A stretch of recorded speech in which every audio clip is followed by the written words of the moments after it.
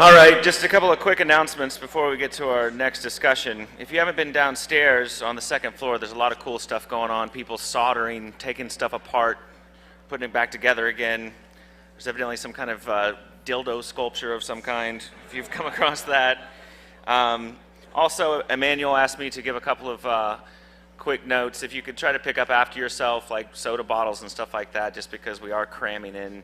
And a lot of people are going in and out, so please use the trash receptacles. Also, if you see several people walking around with what looks like Old English, that's not liquor, that's actually what is called the Jolt of Germany. It's Club Mate, and Emmanuel brought in several pallets that arrived on a container ship from Germany yesterday.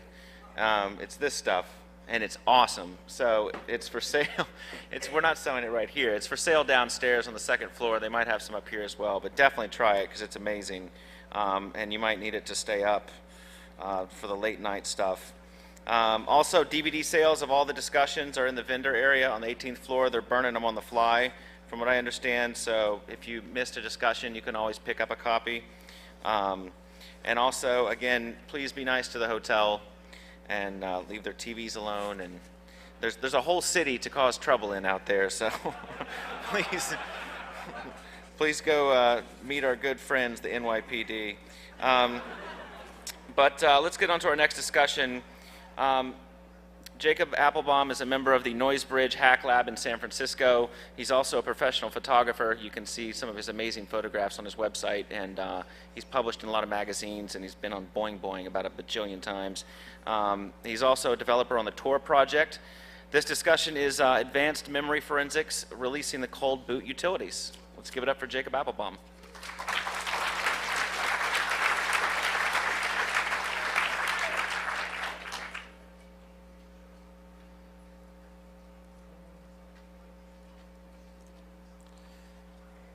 Well, I'm going to readjust my resolution here, so carry on for a moment. Thanks to Laszlo, totally awesome guy, also a really great photographer. And a couple of my co-authors are sitting over there in the corner as well while I fix this.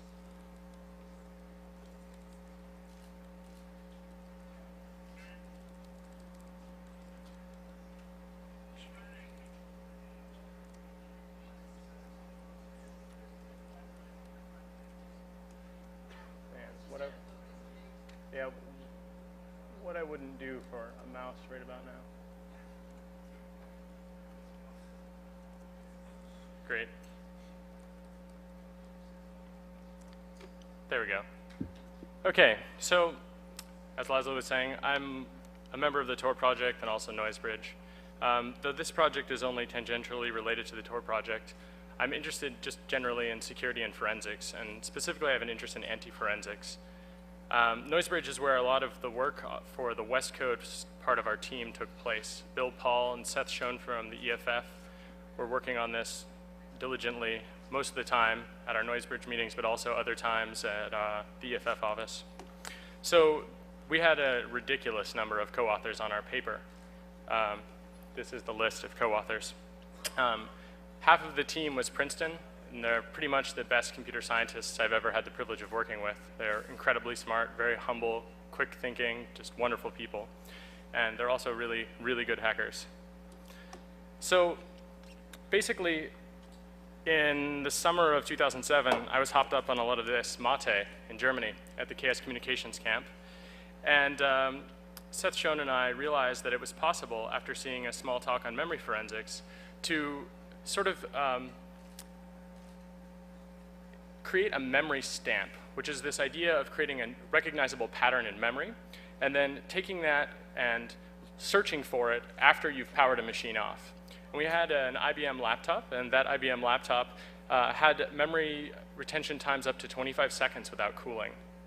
And we realized just by being able to inspect DevMem on a Linux machine that this was possible. And we realized that DevMem, of course, in order to use that device, required a whole bunch of memory to be used, and it stomped on a lot of important bits. But we realized that the memory retention itself was quite interesting. There was a bunch of previous work, specifically by Skor Borgatov and, of course, Peter Gutmann. Nothing specifically about DRAM resistance or persistence. So basically, we realized that we could write some practical extraction tools. And those tools would be useful for all sorts of research.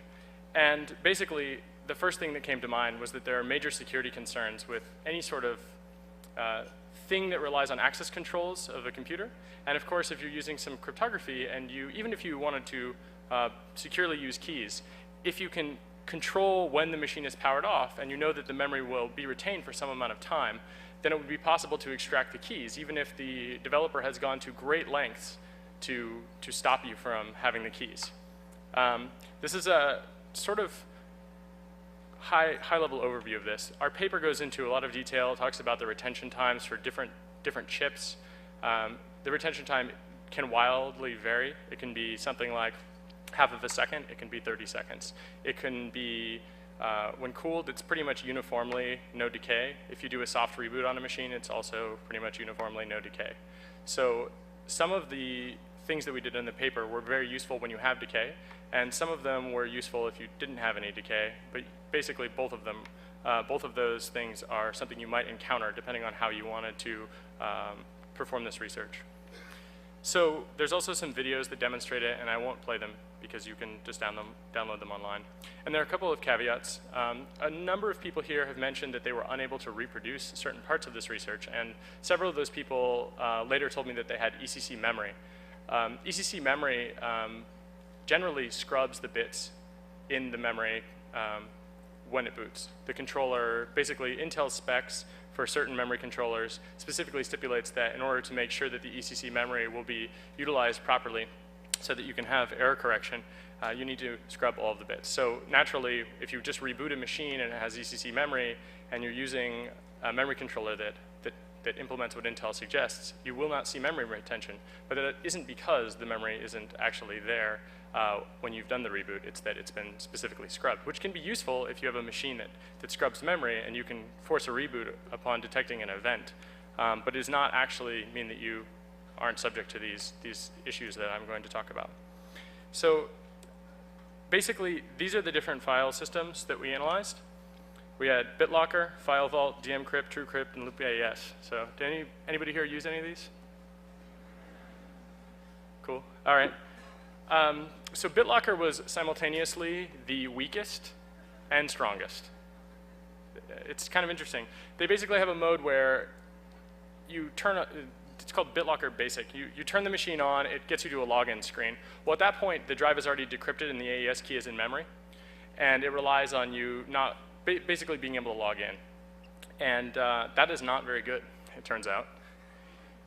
Because there's no prompting, there's no pre-boot password. So the key, once it's in memory, that's it, it's done, you win. The TPM also, at certain select times, even though the key is in the TPM, that doesn't necessarily mean that the key stays in the TPM forever. And in fact, during its normal usage, the key is copied out of the TPM. So your sort of tamper-resistant, possibly chip, maybe could resist someone attacking it that way, but the way that it's used, it automatically attacks itself from this particular perspective. It's not necessary to attack the TPM at all. However, there are modes that BitLocker can be put into where it requires a PIN and it requires that you basically re-enter it all the time. It's not very practical for a server because a server generally doesn't have an operator sitting at it, although it is a Windows machine, so we don't know. As far as FileVault goes, it was actually the most hilarious of all the ones we analyzed because FileVault has a bug in loginwindow.app. Basically, the way that this works is that you log in and it keeps your login credentials in memory for the entire time you're logged in, even when you lock the screen, which is terrible. At least I thought it was pretty bad. When I reported the bug, I got about 6 emails from people saying, oh, I reported that bug like 6 years ago. It's still there? It turns out the reason it's there, according to one of my contacts at Apple Security, is because they used it. So they do privilege escalation in some way that requires them to take your password out of memory, and they don't want to prompt the user. And even though they have a framework for prompting the user and getting this password from the user, there are times when, for whatever reason, they don't want to prompt the user, and they don't want to let them know they're elevating their privileges. Kind of strange. So they haven't fixed it yet. So if you see a Mac sitting here in sleep mode, it has its login and password in the memory. You can attack it with FireWire. You can do all sorts of stuff. It's a very bad bug, and it's pretty old. Sadly, GDM and Linux also has this problem. which I was kind of surprised about. I didn't find that someone else told me about it. I think it was Sherry Davidoff, who was with Intel Guardians, mentioned this. So that was great though, because File Vault, basically, you need to have the SHA-1 HMAC and basically the initialization vector and the key. So you need to find several things in memory. But if you have the login and password, you can use a utility that Ralph Feynman and I wrote for the Congress a couple of years ago, and basically just decrypt it without having to reconstruct the keys. So there are two possible ways to attack File Vault. It's kid stuff. Like File Vault is the easiest to break in that regard. DMCrypt was straightforward. Alex Halderman actually just wrote a small patch for basically taking the raw key. And TrueCrypt was, I think, basically consistent with where it stored the things that were necessary. So if you knew a little bit about the memory layout, you could find the things that were necessary to decrypt it. And LoopAES, we didn't actually do the initial analysis, including LoopAES, because it was a little bit more complex, but it was just more confusing. Like they want to flip bits so that you don't leave memory persisting, because they don't want you to, I guess, oxidize the DRAM cells. I think this is Peter Gutmann's basic attack from like 1992. So it's like flipping bits so you don't leave behind like a key that's imprinted in the chip itself that can be found. The irony of this is that means you keep twice as much keying information as necessary to reconstruct the key. So you have like, so that you can flip the bits. So that's good if you want to attack that, which is too bad. I really like LoopAES, but it turns out that it is like twice as vulnerable, I guess, in that regard. So we have 5 tools that we're releasing today. Primarily, they were written by Bill Paul, who, if you've ever used FreeBSD, he wrote your Ethernet driver. All of them. He also wrote Project Evil, which was the Endis wrapper, basically emulating Windows so that you could use proprietary binary blobs for getting on Wi-Fi networks and stuff like that. The guy's like amazing guy. Works at Wind River, works on VxWorks, just a badass engineer. He actually heard Seth Schoen and I talking about how we were having some trouble writing a memory dumper in x86 assembler at a party, and he's like, well, I could hack something up. So he went home from the party and he wrote it, and I don't know, 48 hours.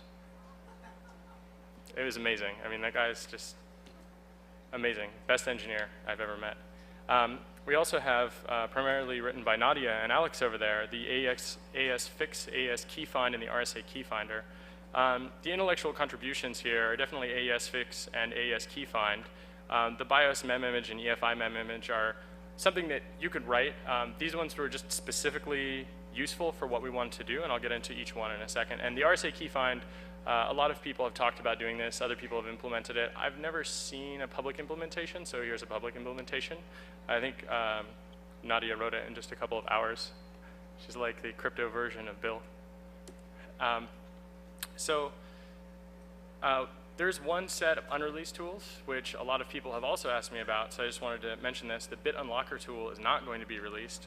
There is a file system component to the BitUnlocker where you can interoperate with BitLocker drives and anything that can support the, I think, Fuse system. That may someday come out. We were unable to reach the colleague that wrote that portion in time for this talk, but it's possible, though we never plan to release the fully automated exploit. Though a lot of people have asked for it, we aren't going to do that. We're interested in research, not attacks, I believe is the line that I am going with. So I just want to stress this, not attack tools. These tools are the minimum we require to carry out our research. They're limited in what they do. Specifically, they do everything. So, but they are limited in that we don't have them automated. They are not weaponized. They require some user interaction. It's trivial to change this, but if you're doing this in a lab setting, it isn't necessary to do anything more than what we have. There's some room where you could add some timers to automatically shut the machines down and then boot them back up with a Wake Online packet. That's something that we did. If you care about that kind of timing stuff, you can definitely contact us. We can help you set up a laboratory to verify our results. Some of them will actually work in MinGW. So if you are on Windows and you want to build them, you can probably do that. It should work just fine. So as I was saying, Seth and I wrote this god-awful assembler dumper. Basically, it was a special boot block, and you booted it, and it was like ED for memory. it was horrible.